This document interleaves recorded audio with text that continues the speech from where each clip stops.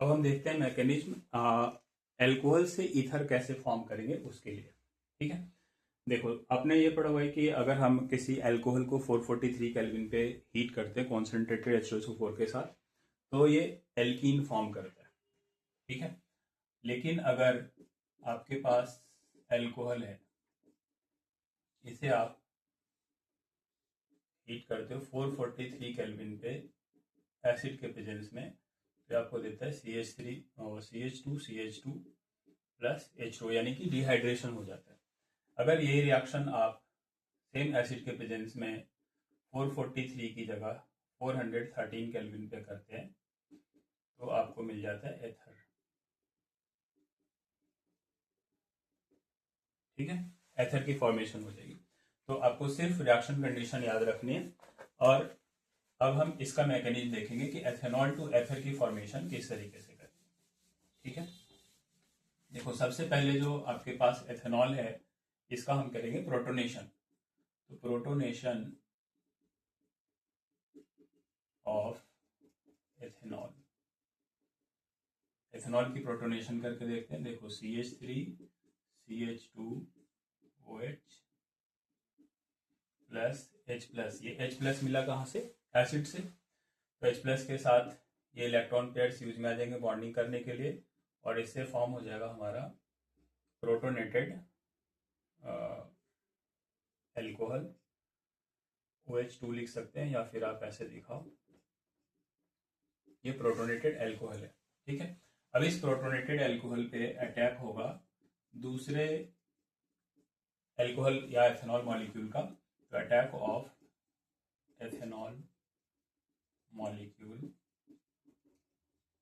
On protonated alcohol,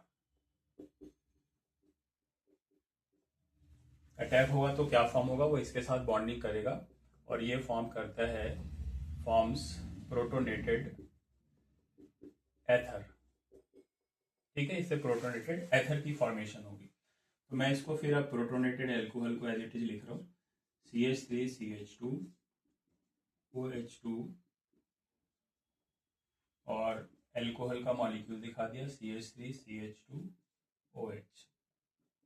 ठीक है, अब यहाँ पे ये इलेक्ट्रॉन पेयर्स ऑक्सीजन ले लेगा, तो ये H2O बनकर यहाँ से हट जाएगा और इस पे क्या चार्ज आने लग जाएगा? प्लस का चार्ज आने लग जाएगा। तो इस प्लस चार्ज वाले कार्बन के साथ ऑक्सीजन के इलेक्ट्रॉन पेयर्स बॉन्डिंग कर लेंगे।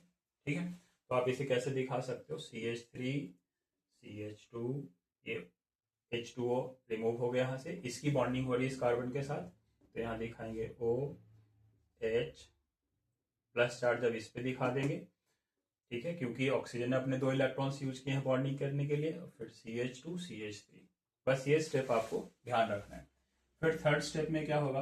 अब ये जो प्रोटोनेटेड एथर फॉर्म हुआ है, इसका डीप्रोटोनेशन होगा, डीप्रोटोनेशन होगा। ठीक है, तो अब मैं इसे लिख रहा हूँ CH3 CH2 OH plus charge है ऑक्सीजन पे, CH2 CH3।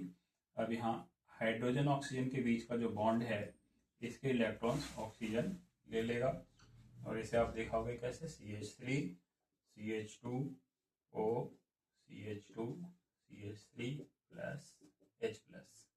तो इस तरीके से एथॉक्सी इथेन की फॉर्मेशन हो गई एथेनॉल मॉलिक्यूल से। अब देखो आप ये रिएक्शन सिर्फ आप 1-2 बार लिख कर देखोगे और ये आपको याद हो जाएंगे। ये जो तीनों मैकेनिज्म है, इससे पहले भी जो मैंने 2 करवाए, एक करवाया था आपको मैंने एल्कोहल टू एल्कीन, दूसरा करवाया था एल्कीन टू एल्कोहल, और तीसरा मैकेनिज्म है ये एथेनॉल टू एथॉक्सी इथेन। ये तीनों ही मैकेनिज्म कई बार आ चुके हैं आपके बोर्ड पेपर्स में, आपको ये जरूर करना चाहिए।